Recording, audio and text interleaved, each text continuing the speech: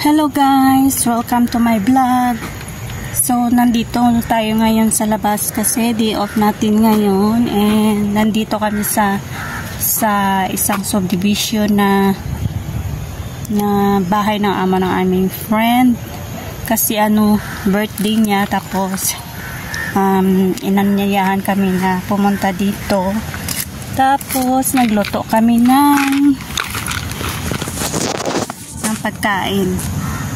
So, about sa mga nagtatanong sa yung cellphone, kung bawal ba, kung allowed ba yung mga amo dito na magamit ng cellphone. So, depende kasi yan sa mga employer dito guys. Pero before kayo, kasi interviewing kanyo ng mga amo ninyo. So, pwede po kayong magtanong sa inyong mga amo kung pwede kayo makagamit ng cellphone dito. Kasi mayroong mga employer dito na strict talaga sa mga cellphone, sa paggamit ng cellphone. So, halos naman kami dito lahat nakagamit ng cellphone. Pero actually guys, ako nung in-interview ako ng employer ko, yung cellphone ay makagamit lang daw ako every weekend.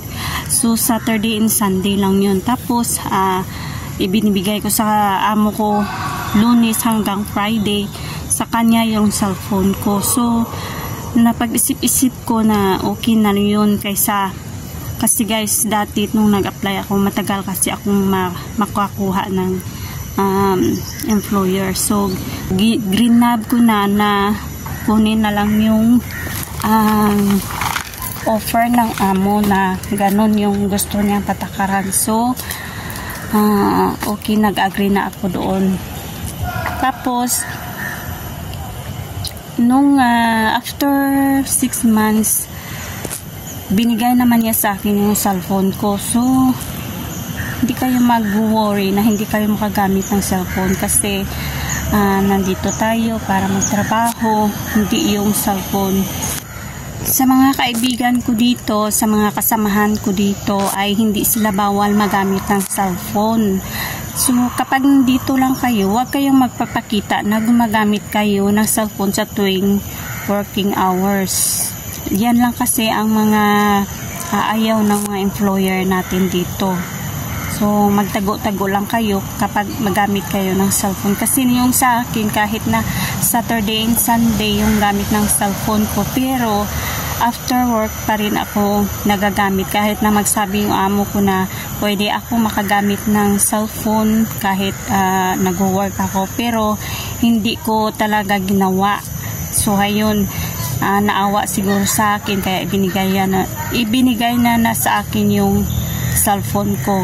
So, thanks God naman ako dahil mabait naman po yung amo ko.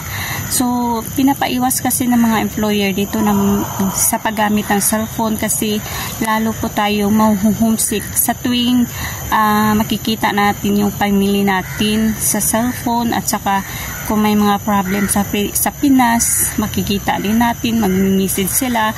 So, maapektuhan tayo at mahuhumsik lalo kapag makikita natin yung mga sitwasyon na yun. So, kaya yung iba pinagbabawal na maghawak ng cellphone. Hindi naman na pinagbabawal na hindi talaga binibigay.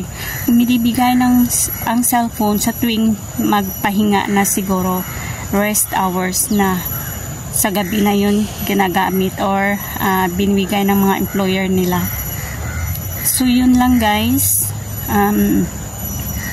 Huwag kayong mag-alala dahil dito safety naman dito sa Malaysia, at saka may day off, at saka yung nagtatanong pala kung mayroong day off dito. So, katulad sa akin, yung dalawa kong kaibigan, day off namin ngayon. So, pwede kami makalabas. Pero, depende pa rin yun sa inyong employer. Kasi kapag first time ka pa lang dito or wala kang kakilala, hindi sila pinapalabas ng kanilang mga employer kasi walang kasama. Nababahala din yan yung amo natin na lumabas tayo na wala tayong kasama. So, meron din kaming kaibigan dito na may day off siya sa isang buwan, 4 times siyang mag-day off, pero sinasamahan siya ng kanyang amo sa paglabas, sa pagpunta sa mall. So, yun ang mga amo talaga, napaka-strict nila, at saka syempre para safety na rin yung katulong nila. So, yun lang guys. Ang masishare ko for today, and thank you for watching my YouTube channel, and please don't forget to subscribe. Thank you and God bless.